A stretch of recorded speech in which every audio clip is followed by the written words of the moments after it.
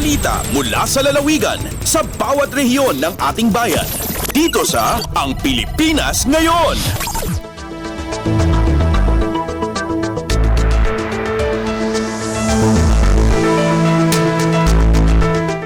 Dumako na tayo sa ating regional news. Unahin natin ang mga balita mula sa rehiyon ng Luzon. Mula sa Dagupan, Sustainable Livelihood Program o SLP ng DSWD naghatid ng halos 4 na milyong piso na tulong pinansyal sa ilang asosasyon sa Basista, Pangasinan. Ang detalye ng balitang ito mula kay Ruel de Guzman. Man kantidad na masulog 3.8 million pesos sa presyo ng tulong yan ang lapo DSWD yan naawat na Ari Sustainable Livelihood Program Associations o SLPA dyan bali na basista at luyag na Pangasinan. Ayaw at katakap na programa na abitan opisina at sa inibagan balay ya panitar na capital seed fund dyan sa lagtong gamitan niya puunan at negosyo kapara na cattle tan goat racing, general merchandise tan rice retailing. Kaiba so Easy Mart Consumers SLPA, Prosperized Consumers SLPA, dan Buhay Agri-Traders SLPA at sare benepisyaryo ya kaawat na kantidad ya gaon sab 300,000 pesos.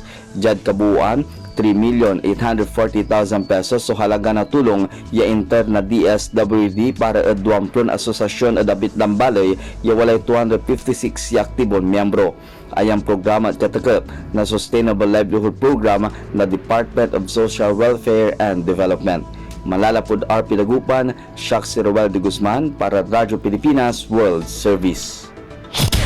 Balita mula sa lalawigan sa bawat rehiyon ng ating bayan. Dito sa Ang Pilipinas Ngayon. Maraming salamat kay Ruel mula sa Dagupan. Samantala, dumako naman tayo sa Bontoc, PhilHealth Mountain Province na nawagan sa mga miyembro nito na magparehistro sa mga accredited consulta provider sa kanilang lugar upang makinabang sa mga benepisyo ng programa. Ang detalye ng balitang ito mula kay Donna Balio.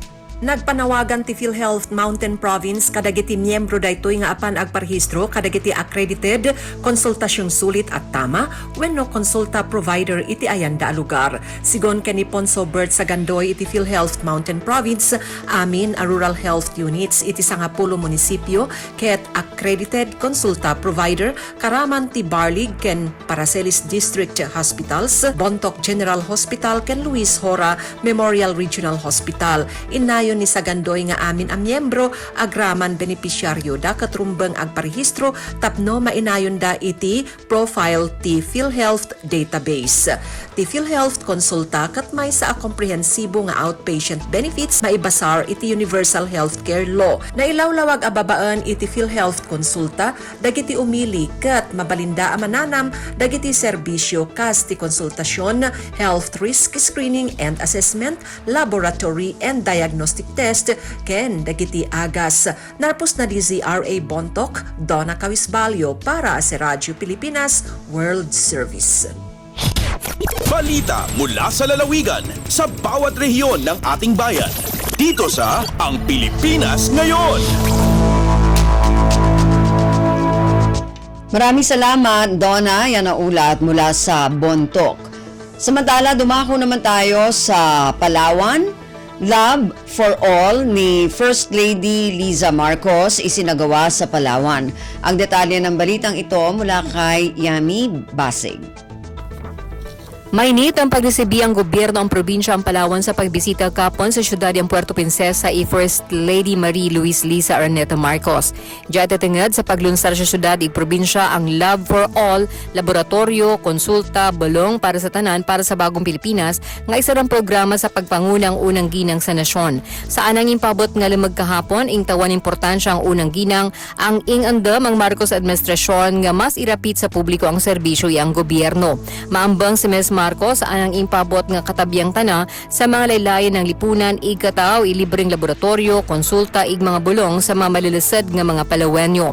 Aga-apo abot sa sobra karibo milima kagatos ang napabutan serbisyo ang programa sa Puerto Princesa na pre-identified bago pa man ang buraton kahapon sa tabiyang ang Provincial Health Office, City Health Office, CDRMO, ig ang PDRMO. Unariing ka sa ang Love for All laboratorio, konsulta ig bulong para sa tanan sa munisipyo ang Aborlan, sa Nara, ang sa munisipyo ang Brooks Point. Agalindigi sa Puerto Princesa, Palawan, Miriam Tejada Basig, Radyo Pilipinas World Service. Balita mula sa lalawigan sa bawat rehiyon ng ating bayan. Dito sa Ang Pilipinas Ngayon.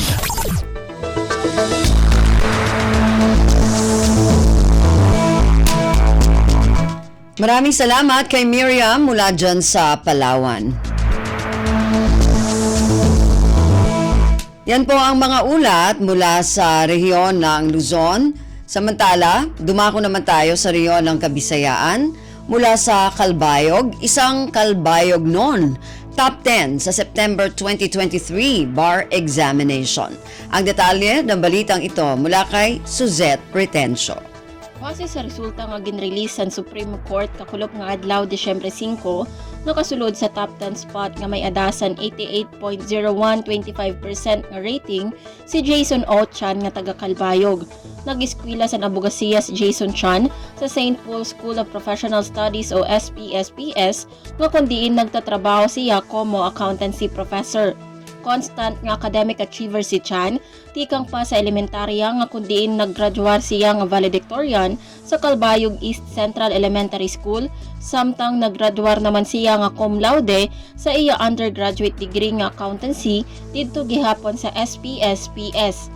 Mahinumduman nga nag-top 1 liwat si Jason Chan sa May 2018 Certified Public Accountant Licensure Examination.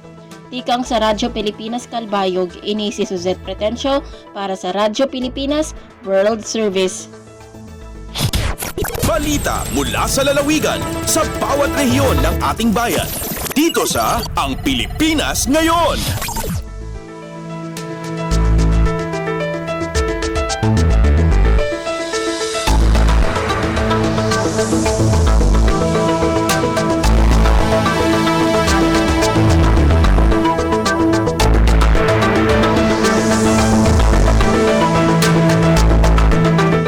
Maraming salamat kay Suzette mula sa Calbayog.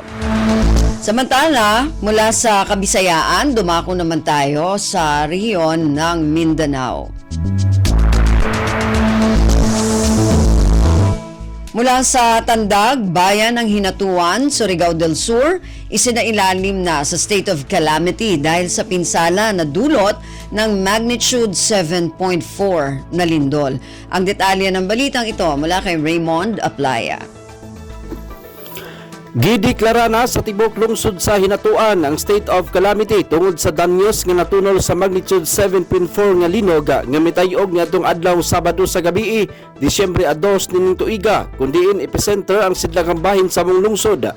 Sa pagiginabi sa Radyo Pilipinas Tandag, gibutiag ni Hinatuan Municipal Mayor Shem Gray ngayang gipasalamatan si Vice Mayor Attorney Tito Canido III nga mo'y nag-preside sa gipaygayon nga special session niadtong adlaw Domingo, Disyembre 3. Sumala pa nga sila mo'y pinakaunang lungsod sa tibok probinsya sa Surigao del Sur nga nakadeklara niini. Sigun ini nga ila kining gideklara tungod sa kadako sa danyos o epekto sa mga linog ngadto sa panginabuhi sa mga Hinatuanon gumikan kay hantud karon wala pa man nakabalik gayud sa ilang pangadlaw-adlaw nga panginabuhi ang mga tao tungod sa nagapadayon nga mga aftershocks.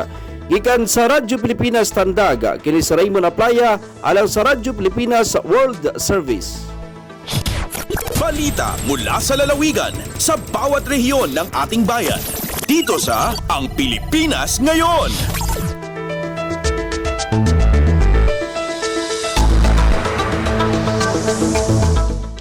Maraming salamat Raymond na naulat mula sa Tandag. Samantala, dumako naman tayo sa Hulo. Philippine National Police at Armed Forces of the Philippines sa Sulu palalakasin ang intel monitoring matapos ang nangyaring pagsabog sa MSU Marawi Campus. Ang detalye ng balitang ito mula kay Fatma Gino. Gamayan pahuton pa si mga kapulisan ibang kasundaluhan in intelligence monitoring nila asupay kapagangan ni pagasaplag maripalupasog sa Najimato dito di Mapolo Gymnasium Marawi City sinadlaw ahad pitsa 2 sinabulan niyan December. Piamalay Police Colonel Narciso Paragas, Provincial Director Sinusulu Police Provincial Office sa Tawasulu PPO, pakusuon nila yan intel monitoring sing kapulisan hatulong tamang sing counterpart nila ding kasundaluhan bilang pag-akad hapang daag sinakura nila kataasan bilang precautionary measure mapuwasan din Najimato pagbusta ka MSU Marawi Campus. Ini maponsihan dahil nga pagpaon nila sin checkpoint, mobile patrol, foot patrol, iban sin kaibanan pa. Dahil nga sa wabini iabi-abiyan ni Police Colonel Paragas, inraayat in tumabang kanila, apabilaon kasambanan at awa kakitaan mga tao at awa uno ng mga panyap, suway pahati pamakya wakilan hasupay ni kapagangan. Sinagkahapon yaon na ni pagginumpong sin kasundaluhan dahil nga 35th IB kapulisan ang nadunay ni mga kaiban ng Paupis Parinta, piyan sin Philippine Coast Guard, Bureau of Fire Protection, PNP SAF, PDRIM-O, MDRIM-O, iban sin kaibanan pa. Hasupay kapag bisarahan Mariaw bang uni mapatot nila hinangon, hasupay ang mga patutog in kahatulan ibang kahanungan diha pagula lupasog. Dahil nga RP Holo ini Fatma Adlicino para sa Radyo Pilipinas World Service. Balita mula sa lalawigan sa bawat rehiyon ng ating bayan. Dito sa Ang Pilipinas Ngayon.